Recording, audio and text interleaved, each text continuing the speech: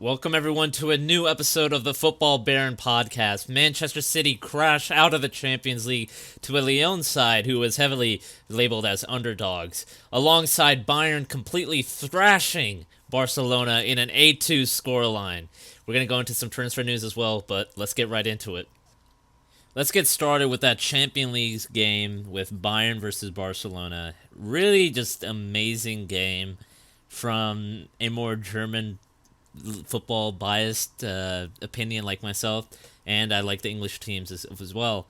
And I was rooting for Bayern because they are in the Bundesliga, and just wasn't really rooting for Barcelona if I'm being honest. But looking at what Bayern did to Barcelona was an absolute shame because, like, let's just look at it. 8-2, the scoreline. Absolutely amazing. Thomas Muller looking absolutely incredible as well. And in the beginning, first 10, 20 minutes, it looked like an even matchup. Thomas Muller gets an early goal, 9 minutes in, I believe, and then an own goal from David Alba.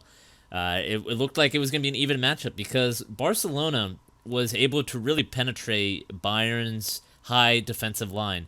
And Bayern's high defensive line was very, very shaky at certain times. The Barcelona runners were able to get past them, and it looked very dangerous for Manuel Neuer, but luckily they avoided multiple goals being conceded on their behalf. But then just it slowly switched to an utter domination against Barcelona. And you could just see it. You could just see it. After those first 2-3 goals, the game was over. The Barcelona team, Barcelona was not looking like themselves or what many people expect of them. And I feel like this is the new Barcelona until some major changes happen. And just looking at it, if you just look at the replay one more time, you will see how they lack concentration. I mean, it just a lot of mistakes compiling up, and just I mean, they didn't use the weakness from Bayern, which was their high defensive line, to its full effect, and they could have been leading because of the many mistakes that Bayern's defense was having at that game in those first 20 minutes. But what you're seeing is just the pressing from Bayern, just really just putting pressure on, Barcelona. And Barcelona's defense can't really play out from the back or just really hold out. I mean, Ter Stegen, he kicks the ball all the way out, and 2-3 times Thiago's the one who's intercepting it. None of it is reaching any Barcelona players. And in the end, nearing the end of the game, they just start kicking it out. They don't even they just try to find a player out there like Messi or Suarez or anybody, but it's not leading to anything. And ultimately, it's just down to Barcelona not having that same mentality, that same professionalism and just leadership, I guess you could say. I mean, Kike said to him, I heard he's going to be sacked, and if I'm being honest, not too much should be expected from the manager when the board itself isn't that cooperative. But looking at what he was doing on the pitch, like nothing, no leadership. There's absolutely no leadership on Barcelona's team. No one was really, getting upset at the other players, and the commentators noticed it. And I slowly looked at it, and I saw he was right. There's no one like cursing anyone out or just saying, "What are you doing?" Like it's just smooth sailing for them, despite them getting heavily smashed by a Bayern side that's just not willing to give in or not willing to play nice. And in the end, Bayern wins, and they deserve it. And you can just see that they're acting like a bunch of kids because at the end, Vidal is just too busy fighting and with Tolisso or someone. And yeah, that's frustration. But I mean, if you're gonna fight more, then show that fight on the pitch. I mean, you're not really doing much. Like you're just sitting there and just getting dominated. And the quality like players in that team, you should expect them to not be destroyed that much by that big of a scoreline. And the commentator as well, he was saying that it was 1949 that was when they lost to Valencia with a similar scoreline. That's like at least 71 years. And I mean, what is this team doing? Again, Vidal fighting, like just acting like a bunch of kids, and just not that same leadership you expect. I mean, looking at teams like Liverpool and Bayern, they have leadership. They have leaders in that locker room who can really motivate the players. I mean, looking at Bayern, they're just the actual team spirit. both of them, all the players are mentoring and looking, and when they're looking at their young star Alphonso Davies, they're keeping him grounded and making sure that he's ready and like he can handle what he's facing. And I think that's what is we're gonna get from a Champions League winner. And in the end, just Barcelona, no leadership, no direction, no fight really on the pitch after 10, 20, 30 minutes. They just gave up. And unfortunately, I don't think we should blame the players all that much or the manager, but also, I mean, just looking at the series of runs they've had for the past couple of years, they aren't really the same team. And I think it's just going to be another disappointing. It's going to be a lot more disappointing events like that until something happens to the board or just a different vision and goal is planned out, because that team is aging. Those quality players like Messi and Suarez are going to be leaving soon. And, I mean, of course, they got young players like Ansu Fati, but it's not looking good. Not looking good at all. But Bayern, absolutely stellar. And I can really see them winning the final now that Manchester City is out of that game after they lost to Lyon. And most importantly, now we got to speak about Lyon versus Manchester City. What a game. What a game, really. If I'm being honest, I didn't really know who to support, and I just chose to be a neutral, but deep down I was like, oh my gosh, Lyon might win this. So I was kind of rooting for them as an underdog, but Lyon, incredible. Just the way they handled Manchester City that game. Off the ball, really a very hard-working team. There were a few players who were diving a little bit too much for my liking, and it was kind of shameful, if I'm being honest, and it didn't really help them out later with fouls not being given because they were already diving so much. But still, Lyon, incredible team game. Lyon just really just not letting Manchester City get fully in the groove. And Manchester City was looking very poor as well. The players on the pitch. I mean, in the first 20, 30 minutes, the only spark I saw was Raheem Sterling and a little bit of Kevin De Bruyne. And other than that, very, very poor. I mean, I also thought it was interesting that they brought on Eric Garcia. He's 19 years old, and he doesn't even want to stay at the club, with reports saying that he doesn't want to extend the contract, and they brought him in. I mean, he did well at certain times in stopping attacking players getting behind their five-man back line, but very, very, very just poor from Manchester City, but also just a bad rule of luck. I mean, they get chances, and it just doesn't end up well. Lyon, though, fully deserve it. Fully deserve it. The amount of commitment they had, and when Kevin De Bruyne equalized, we see teams crumble. Some teams crumble. I mean, for example, there's a lot of teams in Champions League who are, the underdogs and who somehow are reaching here, and they will crumble when the opposition scores, a more experienced side like Manchester City. But they kept it up, and then soon after, 10, 20 minutes later, they go 2 up. And poor mistakes from Ederson, and just very, very poor performance from Manchester City. Some interesting tactical decisions. I'm no tactical genius, and I'm sure not a lot of other people who are criticizing them heavily are, but Pep Guardiola, just a little bit confused by some of the players that were on the pitch. I don't know if they chose to bring on players like Eric Garcia or just not bringing creative players like Silva or Mahrez. What was the decision specifically? I know they wanted a 5-man backline, but I mean it didn't look too well because I mean you can't really be coordinated that well. You can't coordinate that well, and I mean Kyle Walker plays on the attacking Lyon player in the first goal, and ultimately it's the first goal. But first goal, incredible finish as well, and Ederson having a quiet game. Just it's interesting to see how Manchester City have won the Premier League titles, have won multiple trophies, and now that they've been they transitioned in their ownership, but they still look the same side. They still look the same lack of success in the Champions League, and I mean, either next year is their year, or it's going to be looking very, very poor from them. And I mean, Pep Guardiola. I'm not trying to have a laugh at Manchester City or Pep Guardiola, but as soon as I saw that water bottle out and he was just chugging it down, I knew the game was over. I knew that Lyon had won. After they were 2-1 or something, I think he took his water bottle and just sat on the bench and started drinking. I was like, okay, it's done. The game's done. I mean, every time I see him do that, it's a game. The game is done for Manchester City. They lost, but incredible from Lyon. Really, they're like the new Ajax, and I'm really excited for what they can do. Against Bayern, though, I have zero hope that they're gonna win against Bayern, and I think that Bayern will be dominating. And PSG versus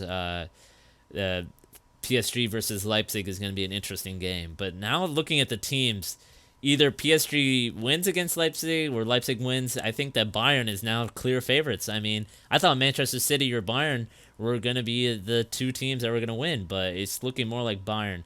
And ultimately, Manchester City are knocked out of the Champions League right away. And now we got to look at a player that he's not getting any call-ups really to the German national team because they're looking to rebuild and looking to change their style really. And Thomas Muller, I mean, he was looking like he was on a decline, not really the same self under Niko Kovac, or just not really doing well under Niko Kovac, and the team overall wasn't doing really well under Niko Kovac. But what he's doing with Hansi Flick, alongside Lewandowski, alongside Alphonso Davies, alongside so many other Bayern players who just are looking stellar, is that he's back to his peak self. He's even better, I'd say. I mean, looking at his stats and just what he does on the pitch, it's incredible. 33 appearances in the Bundesliga season that just ended, the 2019-2020 season. 8 goals, 21 assists. He breaks the assist record held by Kevin De Bruyne. And then 8 appearances in the Champions League, 4 goals, 3 assists. We already saw that performance against Barcelona in the Champions League. Absolutely amazing. Really is. I mean, Thomas Muller, incredible. I think that I believe he was in contention for Bundesliga Player of the Season. But, I mean, what he's doing now that he's really in a sparkling form alongside the Bayern team is amazing.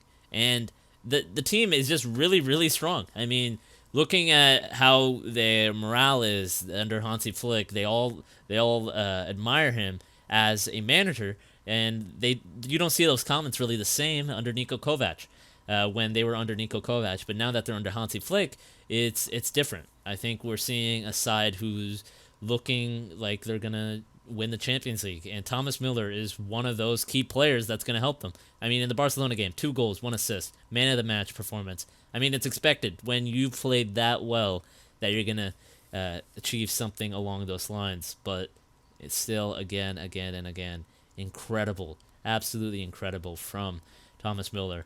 And I think what we're seeing is a rise in his performance, and I think we're going to see at least another similar to Lewandowski, where he's just having some great seasons under Hansi Flick. I think it's really just down to, I'd say it's like Jordan Henderson under Jurgen Klopp, just doing absolutely incredible, and just how the system is really he's doing quite well in, and really shining as a star. But really is incredible. And again, I'm saying Thomas Muller is definitely a player who's returning to his full self and is at his full self, and is somebody that you got to continue to watch. We got some transfer story around my favorite club, SC Freiburg. Luca Waldschmidt, absolute star, rising star for SC Freiburg and in the Bundesliga and for the German national team. He broke into the German national team, looking very good. I really did think he was going to be sold after the season, potentially, because I would believe there was a lot of offers coming in. But surprisingly, not really. He's not going to another Bundesliga club. And it turns out he's going to Benfica in Portugal. Absolutely incredible how he's done in the season, especially considering the heavy injury loss he had. And, I mean, he's recovered well. Not a lot of playing time, if I'm being honest, because, of course, that injury. And he's been subbed in latter parts of the game. But looking at it, 15 million euros, 7.5% of any future transfer profit SC Freiburg will get. Third most expensive transfer to leave Freiburg. He's 24 years old, 23 appearances, 7 goals and 4 assists in the Bundesliga season 2019-2020. I think it's sad to see for SC Freiburg. I think even Christian Streich and the sporting director was saying that they're disappointed to lose him. And it is, of course, down to the coronavirus pandemic and how the finances have taken a massive blow. I mean, SC Freiburg, alongside many other clubs, I mean, they've been impacted heavily, just very terribly by the financial misfortune that COVID-19 has brought onto these clubs. And they have to sell players like they sold Alexander Schwolo. They sold, now that they sold Luca Waldschmidt, and you don't know who else will be sold, but it is what it is, I guess. I mean, it's sad to see because I think if he was here for another season, he would have even done better than he did last season because he wouldn't have had that injury that just threw away that momentum that he was having in the midseason. But again, just very sad to see. I think he is going to do. I think it's. I hope his career doesn't get messed up by going to Benfica instead of another Bundesliga club. I still hope he gets those chances in the German national team, and I hope he does. But more importantly, just the Bundesliga teams hopefully can bring it back in, and hopefully we can watch him in the Bundesliga again. But good deal of business, I'd say, considering the COVID-19 pandemic for SC Freiburg. But still sad to see a great player go. Sad to see a great rising star. But good luck to Luca Waldschmidt and whatever he does in Benfica, and hopefully he has a lot of success there. Also, we got to talk about Andre Onana. Ajax goalkeeper, absolutely incredible how he didn't get signed during Ajax's absolutely amazing Champions League run. And it's looking like he could be moving on, and I think it's important that Chelsea of all clubs bring him in to Chelsea. I mean, they can't really rely on, they can't really rely on Kepa. I mean, they spent so much on him. And Ajax should, be looking to potentially sell him maybe because he has a lot of interest from many clubs. I mean, Barcelona, Chelsea, Spurs, and just many other clubs looking to sign him. And he's 24 years old, so he's still a relatively young goalkeeper and has a lot of years to give to a club. And what he's provided to Ajax and the amount of absolutely amazing saves, and no disrespect to Ajax or to the Dutch league, but he has so much potential to move to a bigger league and play absolutely amazing there. And I think it's time for him to move on. And even Andre Onana has said that. He even said, it's been a great 5 years here, but now my time has come to take a step, Onana announced. And I think it is necessary because he's Cameroon international. I mean, he's already been there for multiple years, developed into a top-class product like Ajax has done for many players like Masters de Ligt and Frankie de Jong and Casper Dolberg. I think he needs to be signed by Chelsea. They can't rely on Kepa.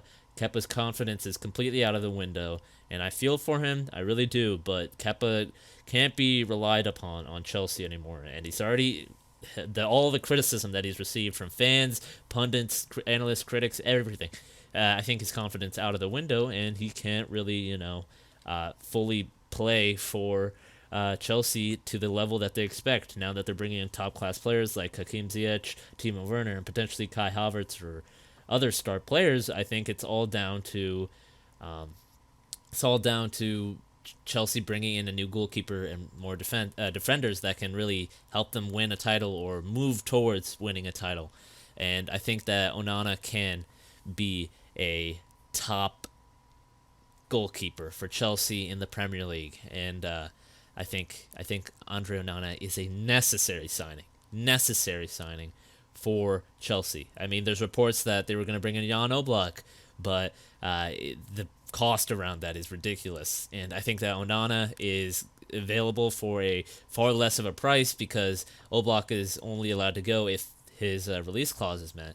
And I don't know if Chelsea's willing to do that, but Onana, a cheaper option, but still same quality, very underrated, and needs to take a major step to one of those top leagues if he wants, he wants to take a next step. And I think Chelsea can really need to swoop in and take that deal.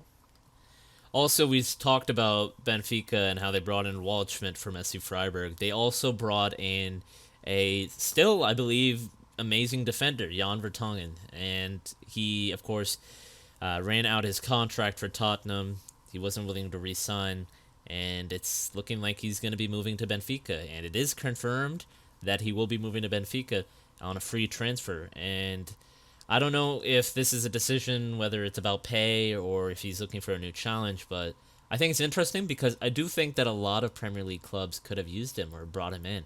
I believe he's still a great defender, and if he plays enough games and just shows that consistency, and that consistency can be shown through playing a consistent set of games, I think he would have been a pretty solid defender for any club. And unfortunately, Tottenham, despite the problems that they're facing, couldn't get him to re-sign. But even though he's 33 years old, and I think he still has a lot of time ahead of him to play at a decent level or top class level. But it won't be at a numerous amount of appearances like he has done in his previous past. And I think that Jan Vertonghen, of course, will be a great signing for Benfica because he is, I believe, a solid defender. Of course, people highlight those mistakes and capitalize on it and just go in on the player, but what he has still in what remaining time he has in his career, I think he would have been great in the Premier League, the Bundesliga, or more of a top league. No disrespect to the Portuguese league, but again, just I think it's an interesting decision for Jan Vertonghen. It might be just for pay before he goes and finishes his career, or it might be he truly believes it's an interesting challenge. But I think I would have expected him to play in a Premier League club, but I guess that's out of respect maybe to Tottenham. But still, great defender that Benfica are signing, and they're bringing in some quality players such as Luca Waldschmidt. So it's going to be an interesting future ahead for these players like Waldschmidt and Jan Vertonghen, and see what Benfica can provide them in terms of success. It's time to speak about the wonder kid to watch from Spain and for one of the top clubs in Spain, Barcelona. Riqui Puig, I hope I'm pronouncing that correctly, but 21-year-old Spaniard Barcelona player. Absolutely incredible what potential he has. Widely, viewed by many fans and critics and pundits as a top-class player. And there's a lot of similarities between him and Iniesta in the way he moves around on the pitch. And I think it's a time for Barcelona to really rethink. I mean, they had that absolutely disappointing defeat, just devastating defeat against Bayern 8-2 in the Champions League, knocking them out. And 3 years now it's been where they've been knocked out of the Champions League and just disappointment. And I think that Riqui Puig and, of course, Ansu Fati and many other academy players and just young players of Barcelona are going to change that direction that they're facing. I think that the academy players, or just the young players that are in the academy and the under-19 teams or under-19 team, is really what's going to give that energy. And Puig, if he's being compared to Iniesta and similar traits to Iniesta, I think it's a solid future for Barcelona if they can capitalize on it. Valverde, he was criticized for not really relying on the La Masia Academy and the players from there. And even then, with him being sacked, of course, Enrique Setien has been playing him more, but he's been sacked as well.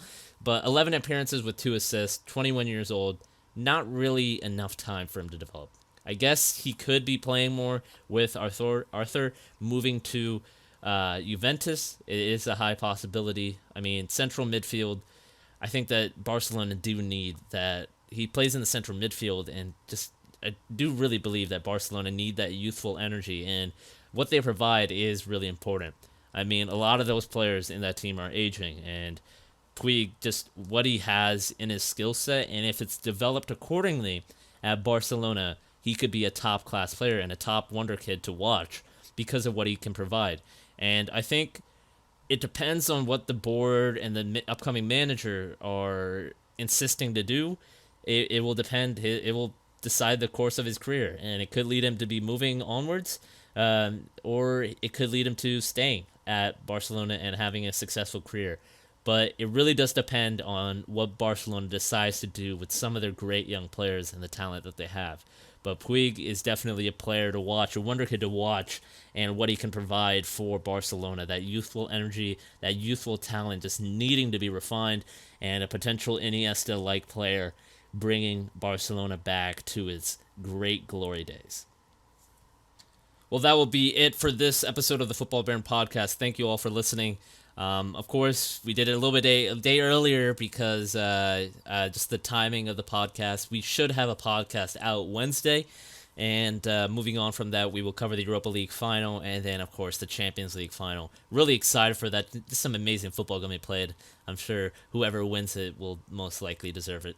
Unless it's some terrible decision that happens. But anyway, I highly doubt that. But thank you again for watching. I really do. I really appreciate it. And just for those of you who have been listening to the podcast. But again, if you are on any podcasting platform, such as Apple Podcasts, Google Podcasts, Spotify, please subscribe and follow us there. Give us 5 stars. It really helps us reach out to more viewers. And if you are on that podcast listening platform, please go to our YouTube channel, Football Baron, and we will have, of course, the podcast and other content relating to that on their clips and news and segments that are smaller for you to listen to. And if you are listening to on YouTube, please subscribe to us and give a like button. And, of course, comment down below what your thoughts are. We usually respond quite quickly. Thank you. And, of course, everyone have a great day, and we'll see you all later in the next episode.